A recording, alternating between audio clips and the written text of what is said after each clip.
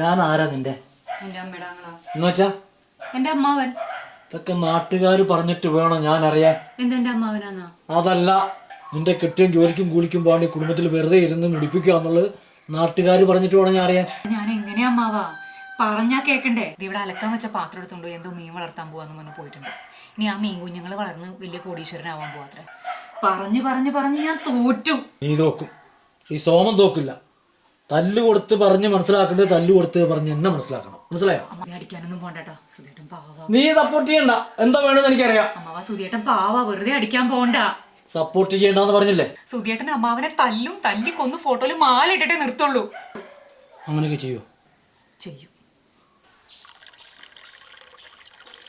സുധേ, ആ എന്താണ്? എടാ ഞാൻ നിന്റെ ആരാ? അവളുടെ അമ്മാവൻ.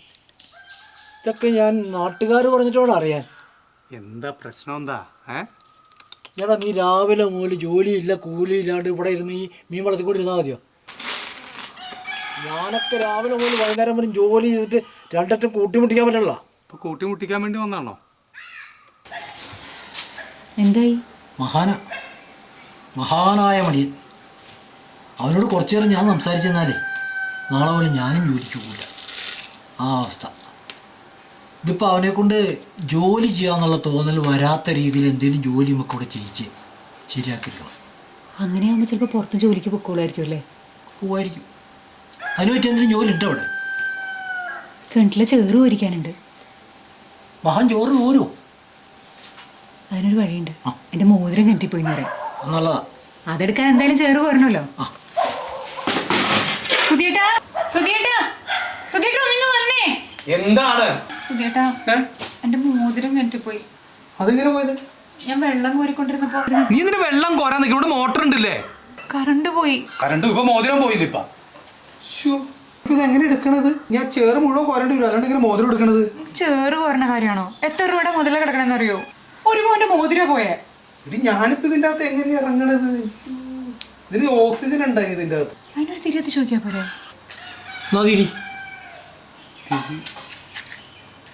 തിരി കത്തിച്ച് നോക്കിയാൽ ഓക്സിജൻ എന്തെങ്കിലും ഇറങ്ങണ്ടല്ലോ അല്ലേ?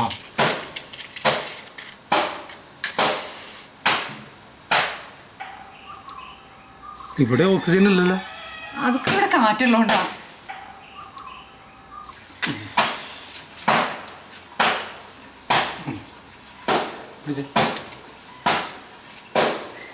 ഓക്സിജൻ ഇല്ലല്ലോ, അത് കേട്ടല്ലോ. അത് തിരി കത്തിച്ച് അടിയാത്ത ആദ്യക്കിട്ടത് കിട്ടുപോകില്ലേ? പിന്നെ തിരിയും കൊണ്ട് ഞാൻ ഇറങ്ങാനാ? പിന്നല്ലാണ്ട്. ഇടി ഞാൻ പറയട്ടെ, വേറൊരു ഐഡിയ പറയാം. ഈ ന്യൂസ് പേപ്പർ ഉണ്ടോ? ന്യൂസ് പേപ്പർ ആവശ്യമുണ്ട്.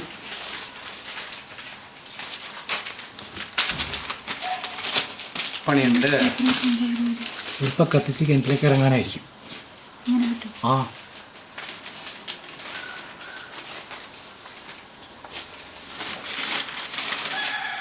അതെ, കഴിഞ്ഞ ആഴ്ചത്തെ വില അല്ല ഈ ആഴ്ചത്തെ വില സ്വർണത്തിന്. ഞാൻ നോക്കട്ടെ, ഒരേ ഒരു വഴിയുള്ളൂ. ഇതിങ്ങനെ ഓരോ ദിവസം തോറും വില കൂടി കൂടി കൂടി വരികയാണ്. അപ്പോൾ തൽക്കാലം മോതിരം കിണറ്റിൽ കിടക്കട്ടെ. ഒരു 5-6 മാസം അല്ലെങ്കിൽ ഒരു 5-6 കൊല്ലം കൂടെ കിടന്നോട്ട് ഇതിങ്ങനെ വില കൂടി കൂടി വരുമ്പോഴത്തേക്കും നമ്മൾ ഇറങ്ങുന്നു, ചെറു പോരുന്നു, മോതിരം എടുക്കുന്നു. മനസ്സിലായി? പിന്നെ അത് മാത്രമല്ല, അലമാരിക്കകത്ത് കുറച്ച് ഗോൾഡ് ഇരിക്കണില്ല, അതും കൂടി കൊണ്ടുവന്ന് നമുക്ക് വേണമെങ്കിൽ ഇതിൻ്റെ അകത്ത് ഇടാം. ബാങ്ക് ലോക്കറിൽ വെച്ചാൽ കാശ് വേറെ കൊടുക്കേണ്ടി വരും. ഇവിടെ ആകുമ്പോൾ പക്കാ സേഫ്റ്റിയാണ്. ഞാൻ പോയി അതും കൂടി എടുത്തുകൊണ്ട് തരാം. അയ്യോ, ഒരലമാരിലേക്ക് ഒന്നും എടുത്തിടാൻ പോണു. ഞാൻ പറഞ്ഞില്ലേ മഹാനാന്ന്. സുധിയേട്ടാ,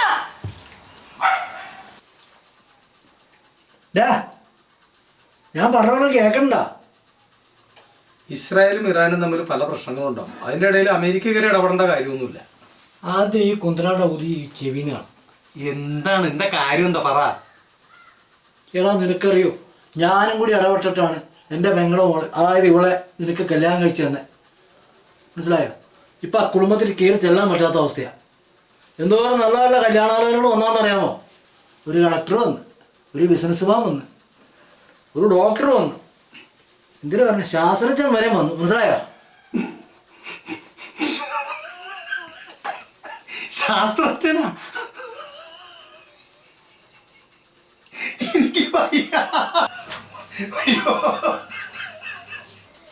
ശാസ്ത്രജ്ഞനാ? ആ എന്നിട്ട് ഞാൻ അറിഞ്ഞില്ലല്ലോ. നീ ആ അടുക്കളയിലായിരുന്നു.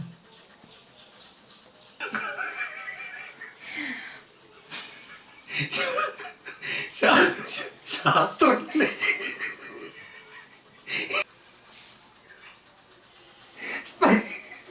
നിന്റെ ചിരി ഒന്ന് നിർത്തി നീ. നിങ്ങൾ വന്ന്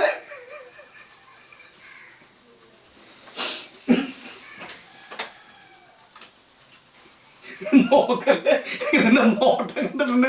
ജീവൻ ശാസ്ത്രജ്ഞന്റെ പേര് വന്നു. എടാ നീ ആദ്യം ചിരി ഒന്ന് നിർത്ത്. ഓക്കെ, ശാസ്ത്രജ്ഞൻ വന്നായിരിക്കും. ഞാൻ എന്നെ കളിയാക്കി ചിരിക്കണല്ല. ഈ ശാസ്ത്രജ്ഞന്മാർക്കേ കണ്ടുപിടുത്തങ്ങൾ നടത്താൻ ചില വസ്തുവിന് ആവശ്യമുണ്ട്. അങ്ങനെ എന്തെങ്കിലും ആയിരിക്കുള്ളൂ.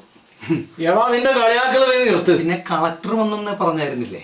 കളക്ടർ ആയിരിക്കില്ല, കണ്ടക്ടർ ആയിരിക്കുള്ളൂ. പുള്ളിക്ക് ആള് മാറിപ്പോ, വിദ്യാഭ്യാസം ഇല്ലാത്ത ആളല്ലേ, അങ്ങനെ പറ്റിയതാവുള്ളൂ. എന്താ ഇപ്പൊ ഇവിടുത്തെ പ്രശ്നം എന്താണ് ശരിക്കും? എന്താ പ്രശ്നം? ഞാനിപ്പോ എന്താ ചെയ്യണ്ടേ? നീ കുറെ നേരമായി കിടന്ന് കളിയാക്കിക്കൊണ്ടിരിക്കണേ, അതാണോ വേണ്ടേ? രാവിലെ മുതൽ വൈകുന്നേരം വരെ ഈ കൊച്ചു ഇവിടെ കിടന്ന് പാടുപെടുന്നുണ്ട്. ഒരു നേരം അതിനൊന്നും സഹായിക്കാൻ പാടില്ല. നീയോ പണിക്ക് പോവില്ല. ഞാൻ നിന്നിപ്പോ ഹെൽപ്പ് ചെയ്യണം, അത്രയല്ലേ ഉള്ളൂ. ഞാൻ ഹെൽപ്പ് ചെയ്തോളാം. ഓക്കെ, ഇന്ന് മുതൽ ഞാൻ നിനക്ക് അത്യാവശ്യം ഹെൽപ്പുകളെല്ലാം ചെയ്യുന്നതായിരിക്കും.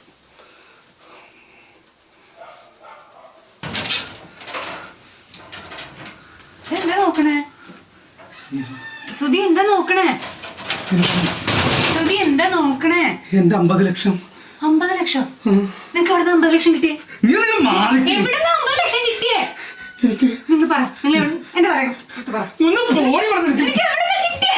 നീ ഒന്ന് മാറിക്ക. ഞാനത് നിങ്ങൾ എവിടെയാ വെച്ചേ? ഇത് ഞാനറിയണ്ട എവിടെയാ കൊണ്ട് വെച്ചേ? 50 ലക്ഷം. 50 ലക്ഷം എവിടെ? ഒരു ജോലിക്കും പോട്ടെ, നിങ്ങൾക്ക് എവിടെ കിട്ടിയ 50 ലക്ഷം? 50 ലക്ഷം ഞാനത് എവിടെ കൊണ്ട്? എവിടെ വെച്ചേ? ഇത് എവിടെ കിട്ടിയേ? നീ എന്റെ പുറകെ ഇങ്ങനെ നടന്ന് നിന്റെ പണിക്ക് പോയിക്കേ. 50 ലക്ഷം ഞാൻ കണ്ടിട്ടില്ല സുധി. സുധി, സുധി എന്ത് എവിടുത്തെ സാധനം അന്വേഷിക്കണം പറ. ഇതെന്ത് കാണിക്കണേ? ഒന്ന് പറ. ഇതിന് വല്ല ഉറക്കത്തിലുള്ള സ്വപ്നം കണ്ടതാണോ സുധി? ഇത് എന്തൊക്കെയാ? എല്ലാം വാരി വലിച്ചു. എന്റെ 50 ലക്ഷം കുറെ നേരമായില്ല കുറെ നേരം തപ്പണം. എന്താ കാര്യം? കാര്യം ശരി, ഞാൻ ഈ 50 ലക്ഷം കണ്ടിട്ടില്ല. അത് പറഞ്ഞാൽ പ്ലാൻ ആക്കുന്നുണ്ട് മനുഷ്യനെ. ഇടി, നീ കിടന്ന് ബഹളം ഉണ്ടാക്കില്ല. ഞാൻ നിന്നോട് പറയാം, പക്ഷെ നീ പുറത്ത് ആരോടും പറയരുത്. അത് വല്ല കള്ളനോട്ടല്ലാണോ? അതൊന്നും അല്ല. പിന്നെ ആരെങ്കിലും കൊന്നുണ്ടാക്കിയതല്ലാണോ? അതല്ലെന്ന്. പിന്നെ പുറത്ത് ആരെങ്കിലും അറിഞ്ഞാൽ പാര വെച്ച് അത് ഇല്ലാണ്ടാക്കും. അതുകൊണ്ട് ഈ പറയണത്. എൻ്റെ സ്ക്രിപ്റ്റ് ഇല്ലേ, വീരപാണ്ഡ്യ കട്ടബൊമ്മ എന്ന് പറയുന്ന സ്ക്രിപ്റ്റ്, അത് ഞാനൊരു പ്രൊഡ്യൂസറോട് പറഞ്ഞു. അപ്പോൾ പുള്ളിക്ക് ഇഷ്ടപ്പെട്ടു. പുള്ളി എന്നോട് ഇത് സ്ക്രിപ്റ്റ് ആൻഡ് ഡയറക്ഷൻ എന്നോട് ചെയ്തോളാൻ പറഞ്ഞു.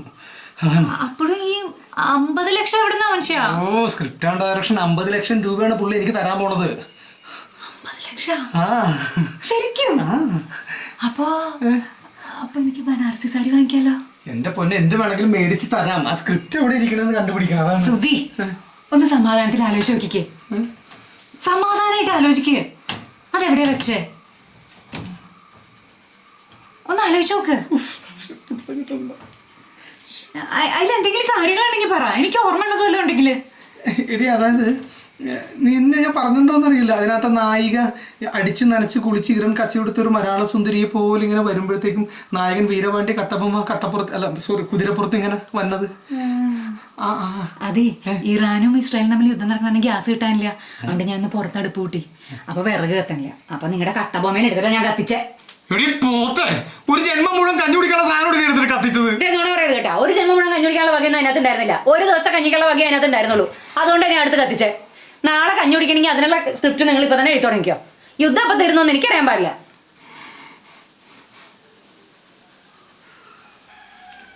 മറ്റിപ്പോ എങ്ങനെയുണ്ട് ആള്? ഇപ്പൊ നല്ല മാറ്റമുണ്ട്.